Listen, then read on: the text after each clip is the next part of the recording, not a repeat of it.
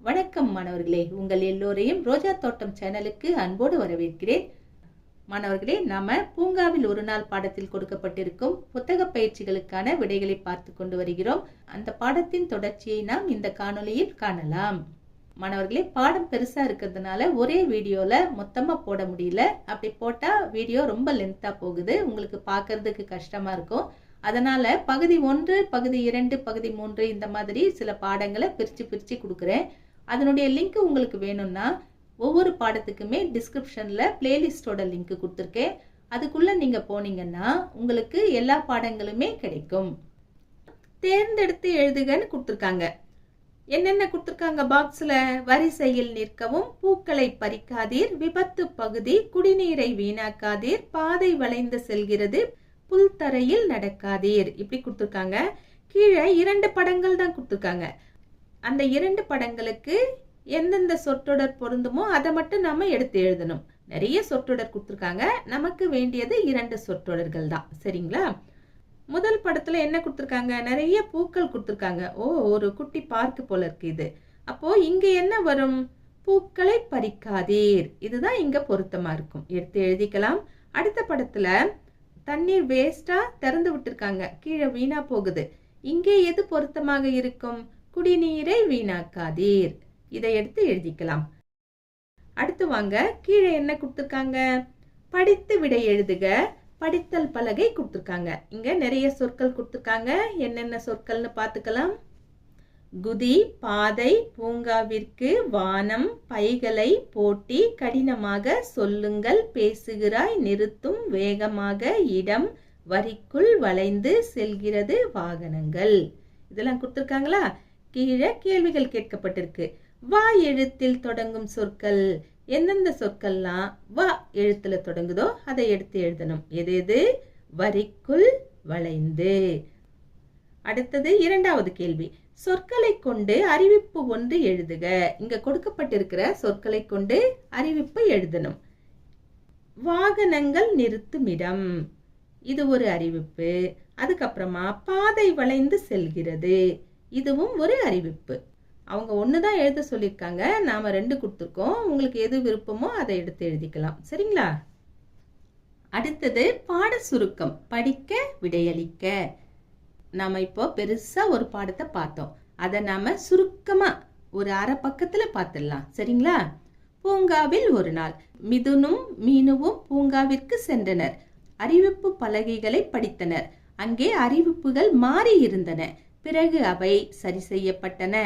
அறிவிப்புகள்: விபத்து பகுதி, வாகனம் நிறுத்துமிடம், வரிசையில் நிற்கவும், புல்தரையில் நடக்காதீர், குப்பைகளை இங்கே போடவும், பாதை வளைந்து செல்கிறது, மெதுவாக செல்லுங்கள். படிக்க எடுத்துக்கொண்ட நேரம். இதை படிக்கிறதுக்கு எவ்வளோ நேரம் எடுத்துக்கிட்டீங்களோ அதை இங்க நீங்க குறிச்சுக்கோங்க. சரிங்களா? அடுத்தது கீழே கேள்விகள் கேட்டிருக்காங்க. முதல் கேள்வி, இல் எழுத்தில் முடியும் சொற்கள் டேஷ் டேஷ். இங்க மேல படிச்சீங்க இல்லையா? இதுல இல் எழுத்துல எது முடியுது? வரிசையில், புல், இது ரெண்டுமே இல் எழுத்துல முடியுது. அடுத்தது 2வது கேள்வி, செய்யக்கூடாததை குறிக்கும் அறிவிப்பு. இதை செய்யாதீங்க அப்படின்னு சொல்ற அறிவிப்பு எது? புல் தரையில் நடக்காதீர், இந்த அறிவிப்பு செய்யக்கூடாததை சொல்லும் அறிவிப்பு. அடுத்தது 3, பை என்ற எழுத்து உள்ள அறிவிப்பு. எதுல பை இருக்கு? குப்பைகளை இங்கே போடவும், குப்பைகளை, பை, பை வந்துடுச்சா? அதனால அதை எடுத்து எழுதிக்கலாம். அடுத்தது சொல்வதை எழுதுக. இந்த இடத்துல படித்தல் பலகையில படித்த சொற்களை எழுதினால் போதுமானது. எந்தெந்த சொற்களை படித்தோம்? குதி, பாதை, பூங்காவிற்கு, வானம், பைகளை, போட்டி, கடினமாக, சொல்லுங்கள், பேசுகிறாய், நிறுத்தும், வேகமாக, இடம், வரிக்குள் வளைந்து செல்கிறது, வாகனங்கள். இந்த சொற்களை எல்லாம் படிச்சோம் இல்லையா? அதையெல்லாம் இந்த இடத்துல எழுதலாம். இந்த சொற்களை பார்த்து எழுதுறது கிடையாது, அதாவது சொல்ல சொல்ல பார்க்காம எழுத முயற்சி பண்ணணும். சரிங்களா? அடுத்தது தொடர்புடைய சொற்களை எழுதுக. இந்த பயிற்சியை நாம தான் சிந்திச்சு எழுதணும். எந்த சொற்களாக வேணும்னாலும் இருக்கலாம், ஆனா கொடுக்கப்பட்டிருக்கிற சொல்லுக்கு தொடர்புடையதா இருக்கணும். கொஞ்சம் யோசித்து தொடர்புடைய சொல்லா எழுதணும். ஒவ்வொருத்தருக்கும் ஒவ்வொரு சொல் தொடர்புடையதா தோணலாம், அது நம்ம விருப்பம்தான். மாறி மாறி கூட எழுதலாம். சரிங்களா? இப்போ பாருங்களேன், உதாரணத்துக்கு ஒன்று கொடுத்துருக்காங்க பாருங்க. ஆமை கொடுத்துருக்காங்களா? ஆமைக்கு தொடர்புடைய சொல்ல குளம் கொடுத்துருக்காங்க. ஏன்னா ஆமை குளத்தில் இருக்கும். குளத்திற்கு தொடர்புடைய சொல்ல தண்ணீர் கொடுத்துருக்காங்க. ஆமாம், குளத்தில் தண்ணீர் இருக்கும். தண்ணீருக்கு தொடர்பு மழை. ஆமாம், மழைக்கு தொடர்பு மேகம். ஆமாம், மேகம்னா வானவில். ஆமாம், வானவில்னா வண்ணம். ஆமாம், வண்ணம்னா நினைவுக்கு வருவது பூக்கள். ஏன்னா பூக்கள் பல வண்ணங்களில் இருக்கும் இல்லையா? அதுக்கப்புறம் இருக்கிறத விட்டுட்டாங்க, நாம் எழுதணும். நாம் என்ன எழுதலாம்? பூக்கள்னா நமக்கு என்ன நினைவுக்கு வருது? வழிபாடு. சாமி கும்பிடுவோம் இல்லையா பூக்களை போட்டு, அதனால நான் வழிபாடுன்னு எழுதுறேன். வழிபாடுன்னா என்ன நினைவுக்கு வருகிறது? தெய்வம். இப்படி போட்டு முடிச்சிடுவோமா? சரி, அடுத்தது பாருங்க, எறும்பு கொடுத்துருக்காங்க.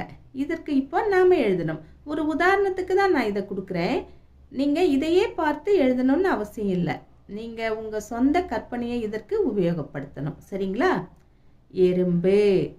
எறும்போடு தொடர்புடையது இனிப்பு. இனிப்போடு தொடர்புடையது வெல்லம். வெல்லத்தோடு தொடர்புடையது அதிரசம். அதிரசத்தோடு தொடர்புடையது தீபாவளி. தீபாவளியோடு தொடர்புடையது பட்டாசு. பட்டாசோடு தொடர்புடையது வானவெடி.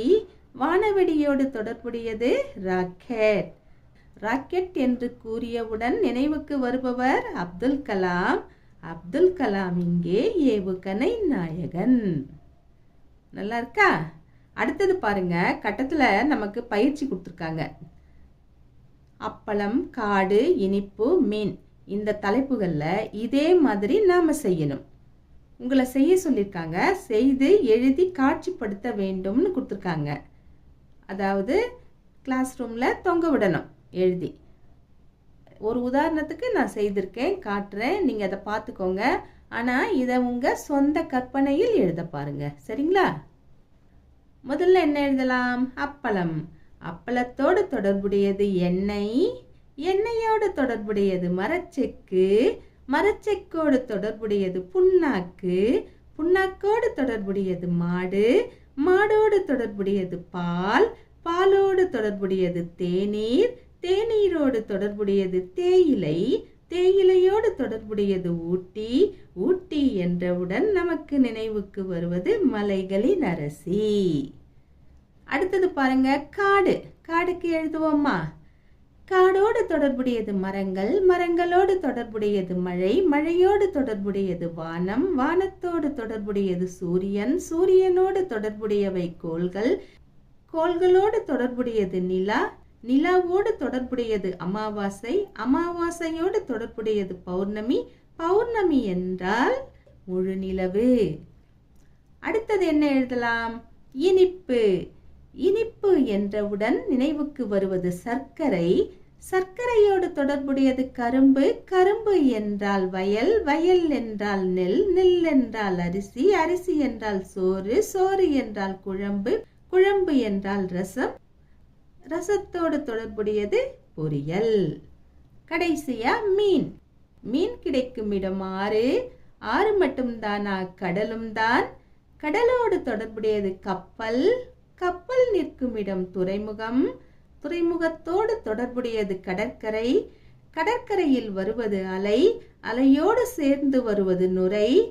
நுரையோடு சேர்ந்து வருவது மணல். மணலில் காணப்படுவது கிளிஞ்சல். என்ன மாணவர்களே, இந்த பயிற்சி உங்களுக்கு பிடிச்சிருந்ததா? சரி, வாங்க அடுத்த பயிற்சிக்கு போகலாம். தொடர்ந்து எழுதுக. இங்க ஒரு பயிற்சி கொடுத்துருக்காங்க. பாதி தான் கொடுத்துருக்காங்க, மீதியை நாம எழுதணும். ஒரு படம் கொடுத்துருக்காங்க. அந்த படத்துல பறவை இருக்கு, குரங்கு இருக்கு, குட்டி பையன் கரும்பு சாப்பிட்றான், பொம்மையை வச்சுட்டு பாப்பா இருக்கா, பூக்கள் இருக்கு, குளம் இருக்கு, குளத்துல மீன் இருக்கு, வெண்டைக்காய் செடி இருக்கு, இதெல்லாம் இருக்கு. இயற்கை காட்சி அழகா இருக்கு. இதை வச்சு ஒரு பயிற்சி கொடுத்துருக்காங்க. ஆனால் அந்த பயிற்சியை அவங்க பாதி தான் கொடுத்துருக்காங்க, மீதியை நாம் எழுத வேண்டும். பயிற்சி என்னன்னு பார்ப்போமா? இனிக்கும் இனிக்கும் சாறு கரும்பில் உள்ளது. சிரிக்கும் சிரிக்கும் பொம்மை பாப்பாவிடம் உள்ளது. நீந்தும் நீந்தும் மீன் நீரில் உள்ளது. மீதியை நாம் எழுதணும். அடுத்து நாம் எதை எதை எழுதலாம்? இதோ பறவை பற்றி எழுதலாம், குரங்கை பற்றி எழுதலாம், பூக்களை பற்றி எழுதலாம். எழுதுவோமா? பறக்கும் பறக்கும் பறவை வானில் உள்ளது. தாவும் தாவும் குரங்கு மரத்தில் உள்ளது. மணக்கும் மணக்கும் மலர்கள் செடியில் உள்ளன. மாணவர்களே, இன்று நாம் பூங்காவில் ஒரு நாள் பாடத்தில் கொடுக்கப்பட்ட புத்தக பயிற்சிகளை பார்த்து கொண்டு வருகிறோம். இந்த பாடம் இதோடு முடியல, பயிற்சிகள் இன்னும் நிறைய இருக்கு. இதை நாம் அடுத்தடுத்த காணொளிகளில் காணலாம். அதுவரைக்கும் டாடா, பாய்.